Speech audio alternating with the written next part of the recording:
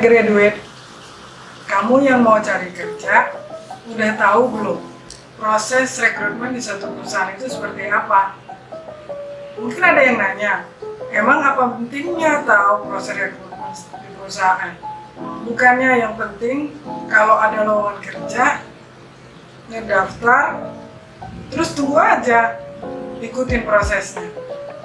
Nah, kamu tonton ya video ini sampai akhir, nanti di bagian akhir kamu akan tahu apa gunanya kamu tahu proses rekrutmen di suatu perusahaan.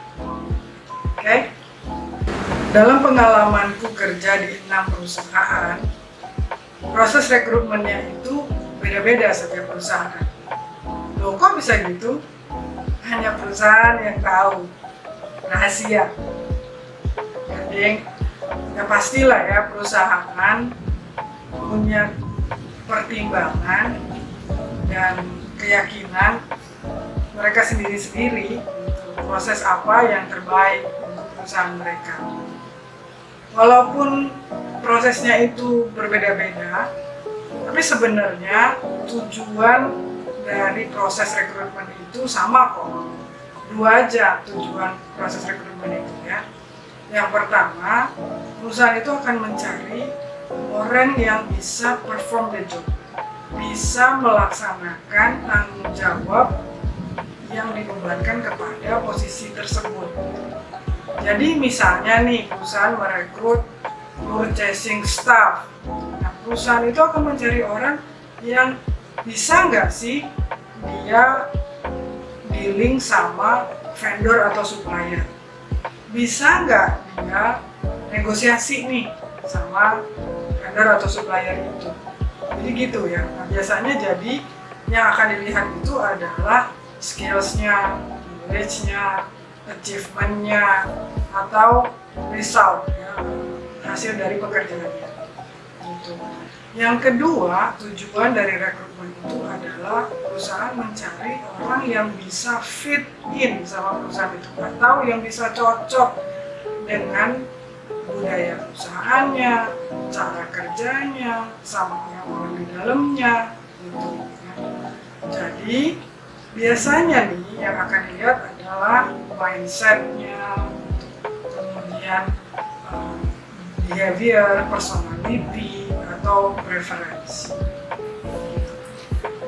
Untuk mendapat orang yang memenuhi dua hal tadi, yang fit in sama organisasinya dan yang bisa perform the job, perusahaan melakukan proses seleksi. Nah, tahapan-tahapan dan juga urut-urutan seleksi itu beda-beda setiap perusahaan. Pada umumnya ada 4 tahapan seleksi.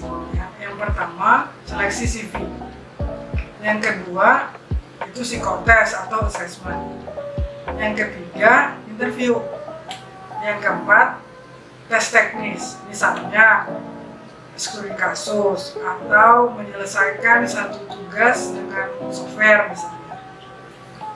Ada perusahaan yang tidak melakukan psikotes. 2 perusahaan terakhir tempat aku kerja itu tidak melakukan psikotes. Ada lagi perusahaan yang melakukan psikotes itu sebelum interview. Ada juga yang sesudah interview. Jadi memang beda-beda.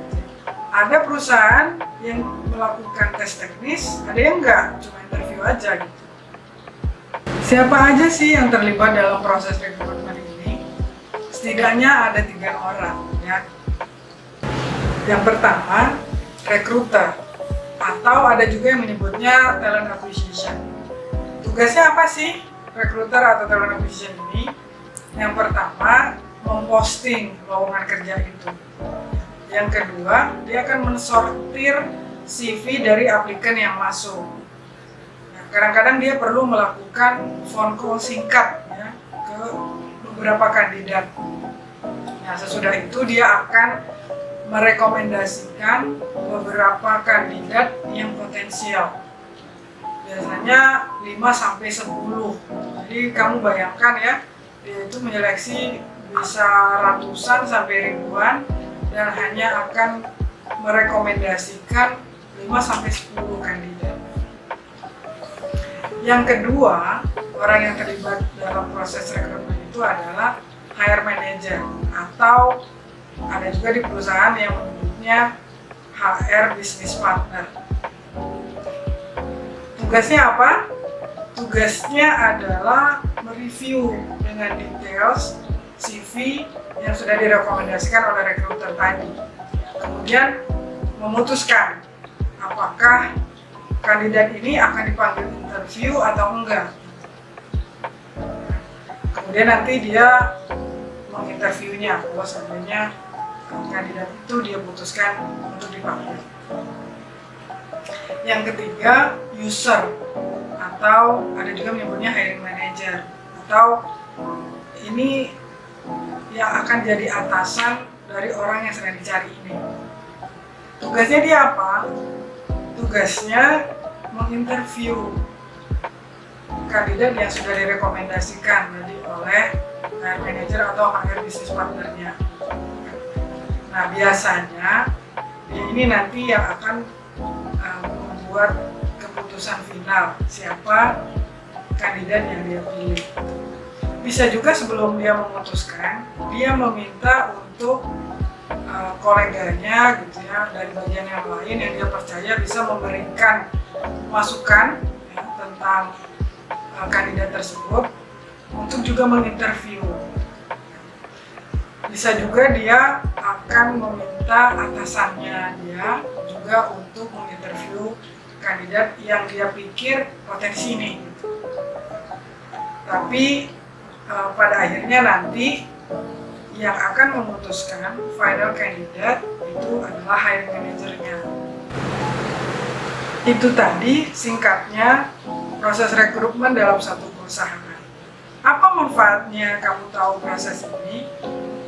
Kamu jadi tahu apa yang harus kamu masukkan dalam CV kamu kan? Ya.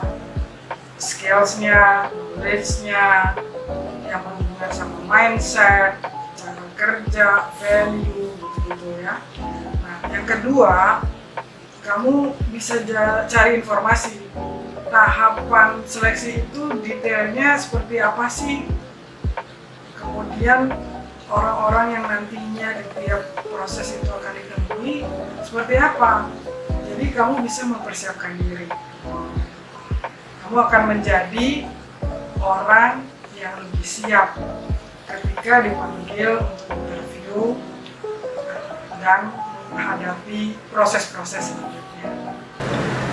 Sekarang giliran kamu dong yang sharing ya. Kamu pernah ngalamin tahapan proses rekrutmen apa aja? Terus gimana rasanya?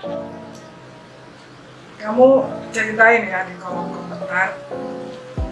Terus kamu ceritain juga kalau ada bagian dari proses rekrutmen ini yang mau aku bahas lebih detail. Tulis ya di kolom komentar. Nah, mudah-mudahan apa yang ada di video ini itu bermanfaat buat kamu ya. Jangan lupa untuk subscribe, kasih like, terus bunyikan loncengnya.